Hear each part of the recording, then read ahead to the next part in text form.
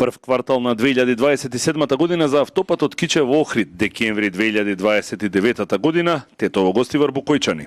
Ова се конечните рокови за финиш на изведбата на работите на Коридорот 8. Дислокација на објекти и инфраструктура и санирање на свлечишта на потегот Кичево-Охрид се клучните предизвици според премиерот Христијан Мицкоски и вице-премиерот Александар Николовски, кои заедно со директорот на јавното претпријатие за патишта Коце Трајановски беа во увид на изградбата на Коридорот 8. Дислокација на инфраструктурата и уривање на објектите на трасата се клучните предизвици во овој момент. По овој автопат поминува една од главните оптички врски за цела држава, не само интерно внатре во државата, туку и она што излегува како меѓународна интернет комуникација и мора да сме многу внимателни за не Боже да не се случи прекин. Понатака тука поминува еден од главните далноводи во државата, од кој што зависи снабдувањето со електрична енергија. До крајот на летово ќе бидат пуштени нови 11 километри од автопатот Кичево-Охрид во потегот од Извор до Ботун, најави вице-премиерот Николовски. Клучниот проблем се чиштата ќе се решаваат со поставање на така наречени галерии. Се наоѓаме на клучката кај селото Требеништа, единственото отворено прашање кога станува збор за трасата на автопатот Кичево-Охрид. Од тука треба да се види како ќе се стигнува до Струга, односно по која траса.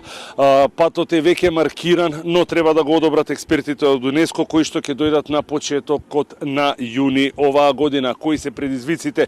Предизвиците што во потегот од овде до Струга има извори на вода, има заштитено блато и има археолошки локалитети кои што мора по секоја цена да се избегнат и да се зачуваат пред да почне да се гради автопатот од тука, од Требеништа кон Струга и кон Ќафасан.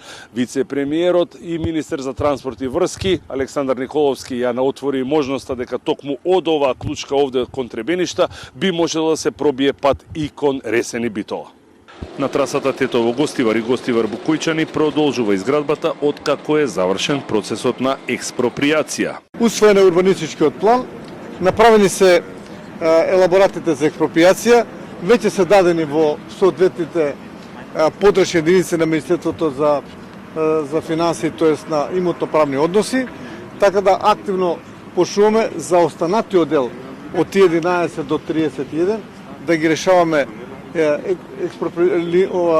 елаборатите за експроприација, како би може да се даде фронт за работа. Претходно тоа има отстранувањето на вегетацијата и за да можат Бекстел и Енка непречено да работат. Коридорот 8 е од стратешко значење за Македонија и приоритет за владата, кажа премиерот Христијан Мицкоски. Изградбата на автопатот, изградбата на пругата, модернизацијата на пругата која што ќе биде брза пруга на коридорот 10 и се разбира енергетското поврзување преку далеководи. Едниот горе стартиравме, тоа е далеководот кон Албанија. Со останатите соседи сме поврзани. Според планот, новата траса на Коридорот 8 ќе биде долга околу 150 километри и ќе го скрати времето на патување за најмалку 1 час. Се разгледува и опцијата за нов систем на патарини, на влез и излез од коридорот наместо досегашниот.